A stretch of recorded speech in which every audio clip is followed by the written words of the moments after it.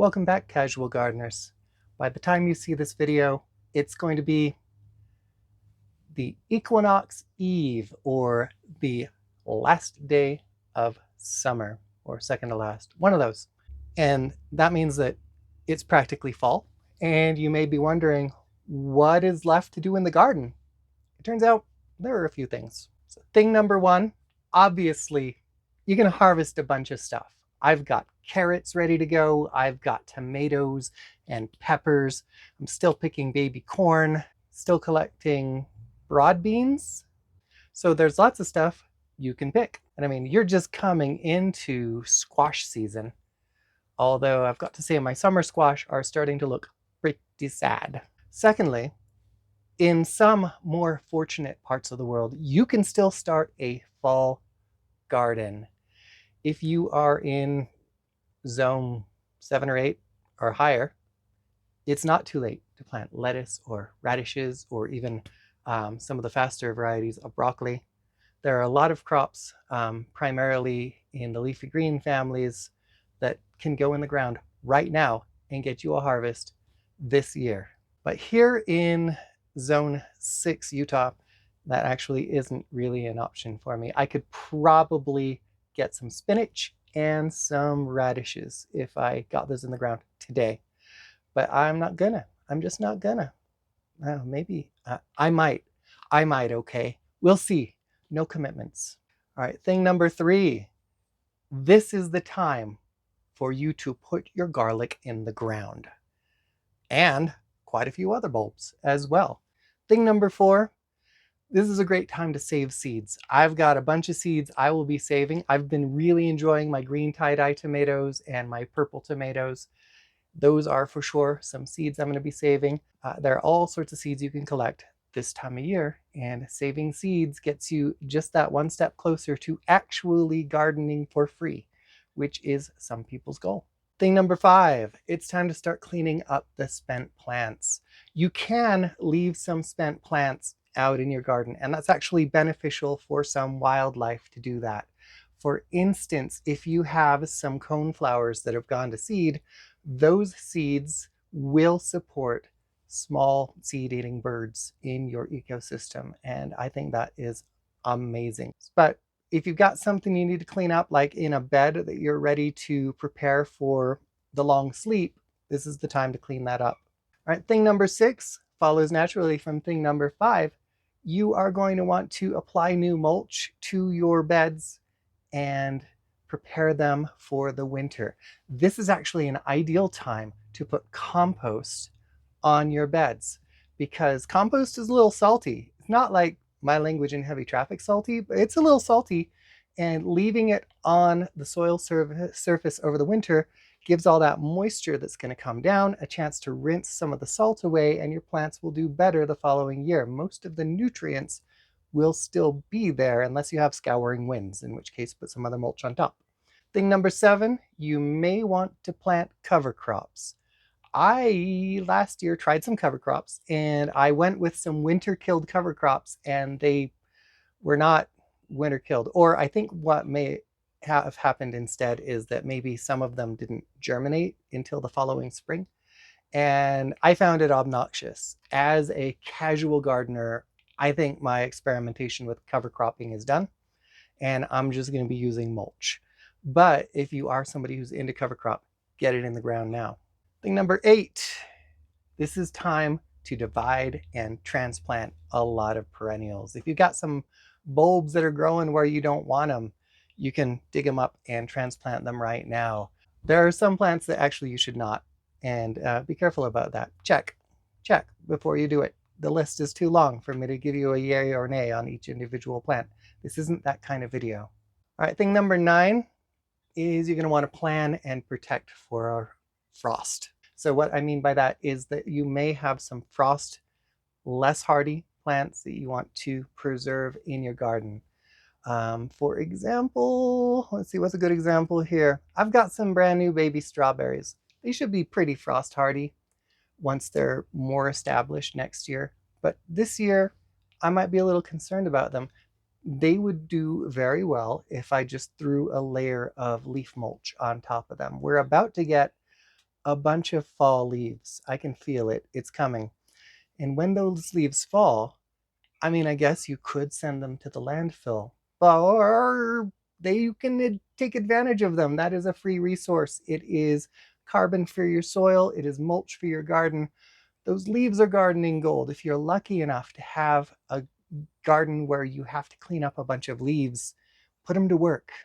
And number 10, because 10 is a more fulfilling number, if you have a greenhouse here in Utah Zone 6, it's not too late to plant some stuff. You can plant spinach, you can plant radishes. I'm going to plant just lettuce. I found that lettuce is the greenhouse growingest, yummiest plant that I can grow in my greenhouse that I'm going to want to see if I can harvest all year long. If you want to grow lettuce in your greenhouse over the winter, there are some things to keep in mind though, and the rest of this video, except for the little bit at the end, it's going to be mostly about that. Your day lengths are going to be a lot shorter. So your lettuce actually isn't going to grow very much after October in your greenhouse. It's not going to die. You can maybe wind up with a Christmas salad fresh from your greenhouse, which is my goal, but it's not going to grow a whole lot. So you're going to want to start as much lettuce as you can right now. Get it going. So I've got this ready to go. I'm going to put some lettuce in it. You're going to want to start your lettuce inside because the temperatures in the greenhouse are simultaneously too warm and too cold for lettuce right now. Each plant is going to require the equivalent of its own 6-inch pot or larger. Once your lettuce has germinated and you've got it planted out in the pots, you're going to want to make sure that it is positioned in a place where it's going to get maximum sunlight in your greenhouse. Like it's warmer over here because I've got my water barrels directly under this part of the table. So they would be more sheltered here, but it's brighter over here. And that's where my lettuce is going to go. All right, let's just plant some lettuce real quick so I can get this done. And I'm going to be planting 4 times 832 lettuce plants. 4 times 832 lettuce plants. I'm going to need more pots. It's okay, we got them.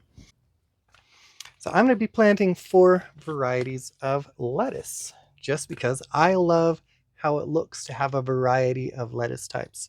So I've got the Merlot lettuce, this beautiful reddish purple stuff. It's not going to get as purple in a greenhouse as it does out in the sunlight we've established. Then I've got this Azzarilla lettuce. It is super frost tolerant, and you can get your harvest in as few as 3 weeks. So pretty nice. It's a finer lettuce, looks a little bit more like arugula. I got some Burgundy Delight seeds. How old are these? Do I still have a date? I do. Oh, these are from 2021. I think I can still get good germination though. Burgundy Delight is kind of intermediate between that deep purple and a lighter red lettuce. And then I've always got to plant some black-seeded Simpson lettuce because I love the lime green vibrant color of those leaves. And I love how well it contrasts with the other lettuce colors. I'm just going to make tiny little divots because you do not want to plant them very deeply at all. Your lettuce should be planted so that light can still reach it. And I'm going to drop 2 to 3 seeds in each divot. So I don't need a ton since I'm only doing 8 plants. 1, 2. Also, if you oversow, you're going to have to thin.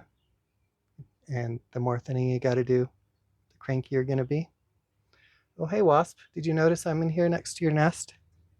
I have a wasp nest in my greenhouse. It's kind of annoying, but they are probably going to die soon, so I'm just leaving them alone.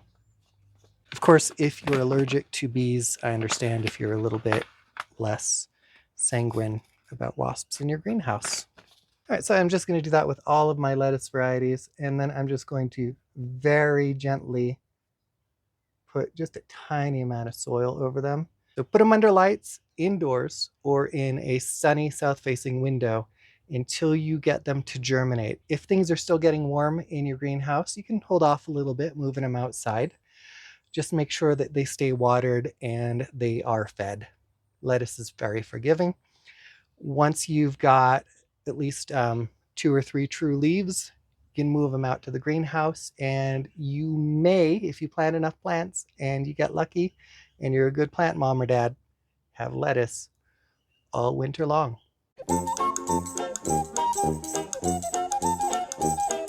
So I was driving the other day. I was headed out to Idaho to buy lottery tickets. I was on the road. I'd just driven through one of the small towns on the way out to Idaho.